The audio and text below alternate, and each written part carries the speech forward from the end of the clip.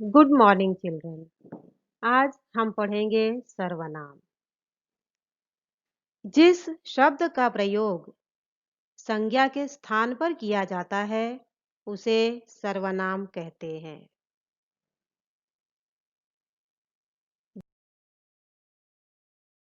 मैं, हम, तू, तुम, आप, यह, वह, ये, वे, कोई, कुछ, स्वयं, अपने आप, खुद आदि ये सब सर्वनाम कहे जाते हैं।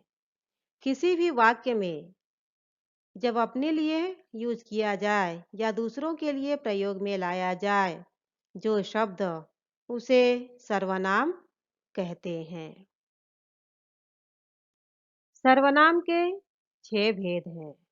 पहला है पुरुषवाचक सर्वनाम, दूसरा निश्चयवाचक सर्वनाम, तीसरा अनिश्चयवाचक सर्वनाम, चौथा संबंधवाचक सर्वनाम, पांचवा प्रश्नवाचक सर्वनाम, छठा निजवाचक सर्वनाम। सर्वनाम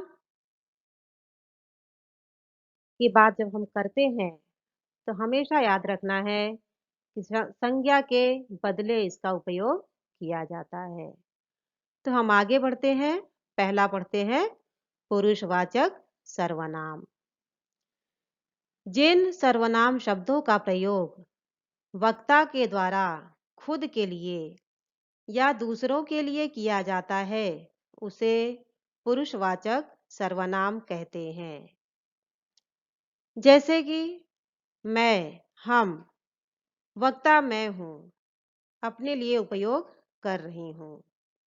तुम और आप शब्द बच्चों के लिए कहा जाए या आपके लिए कहा जाए तो आप श्रोता हो, सुनने वाले हो।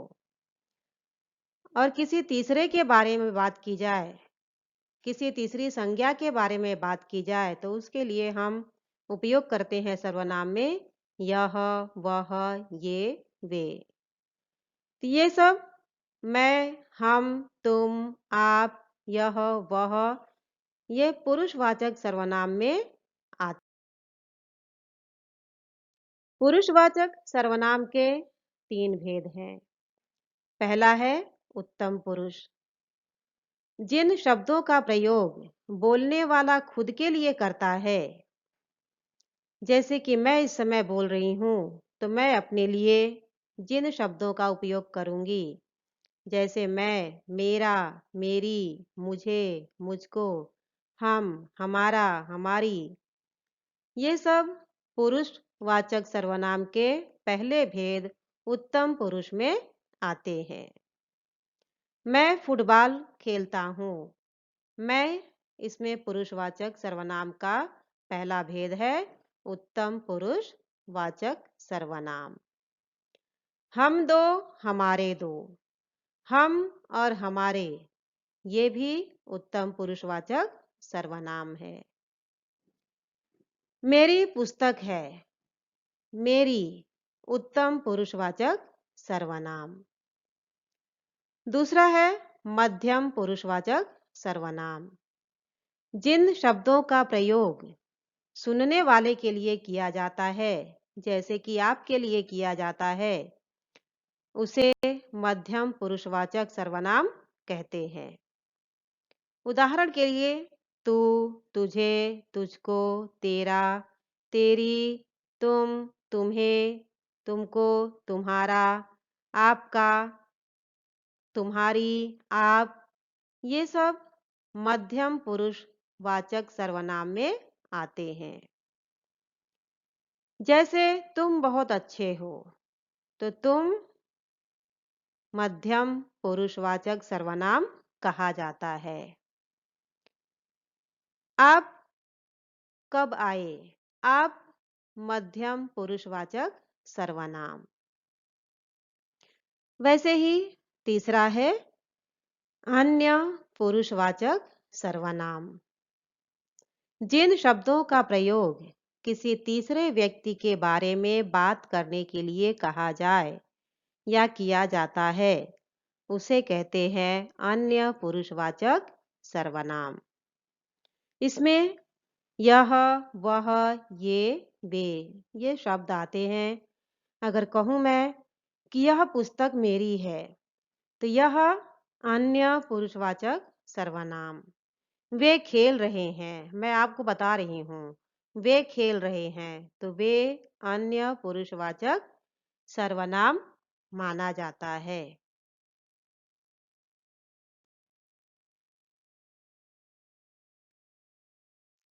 अब पढ़ेंगे हम दूसरा निश्चयवाचक सर्वनाम। जिन सर्वनाम शब्दों से किसी वस्तु, व्यक्ति या स्थान की निश्चितता का बोध होता है, उसे निश्चयवाचक सर्वनाम कहते हैं। निश्चित रूप से पता चलता है, तो वो होता है निश्चयवाचक सर्वनाम। जैसे यह, वह, ये, वे। यह कार मेरी है। यह कार, यह जो शब्द है वो है निश्चयवाचक सर्वनाम। वह मोटर बाइक तुम्हारी है। वह निश्चित रूप से कहा जाता है, मोटर बाइक के बारे में भी बात की जा रही है, तो वह निश्चयवाचक सर्वनाम है। ये पुस्तकें मेरी है। ये निश्चयवाचक सर्वनाम। वे मिठाइयाँ हैं।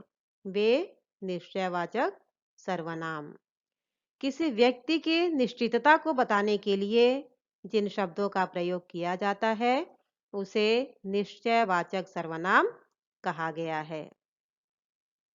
यह, वह, ये शब्द जो हैं, ये पुरुषवाचक में भी आते हैं, लेकिन यहाँ पर निश्चित रूप से कहा जाए, वहाँ निश्चयवाचक सर्वनाम होता है।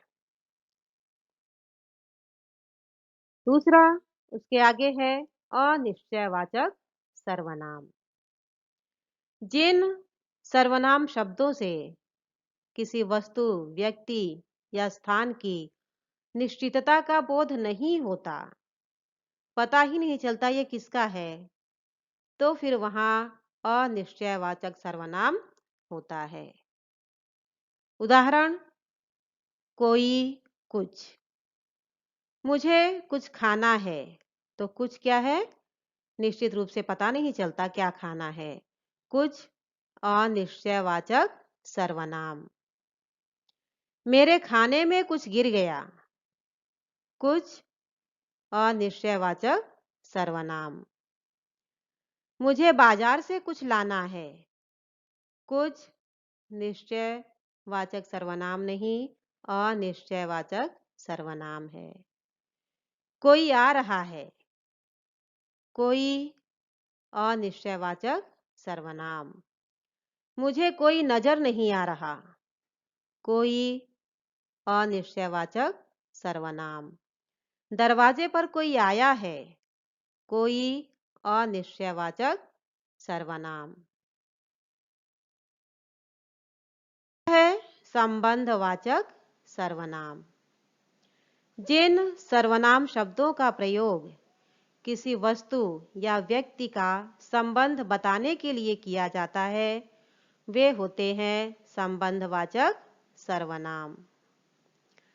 संबंधवाचक सर्वनाम का उदाहरण, जो, सो, जैसा, वैसा, जैसी, वैसी, जो, वो। तो ये जो और सो दोनों शब्द आते हैं, वो होते हैं संबंधवाचक सर्वनाम। जैसी करनी, वैसी भरनी। जैसी और वैसी, ये दोनों शब्द जब आते हैं साथ में एक सेंटेंस में, तो वहां पर संबंधवाचक सर्वनाम होता है। जो सोएगा सो खोवेगा। जो, सो। जो जागेगा सो पावेगा। जो, सो संबंधवाचक सर्वनाम। जैसा बोओगे वैसा काटोगे, संबंधवाचक सर्वनाम कहे जाते हैं। पांचवा है प्रश्नवाचक सर्वनाम।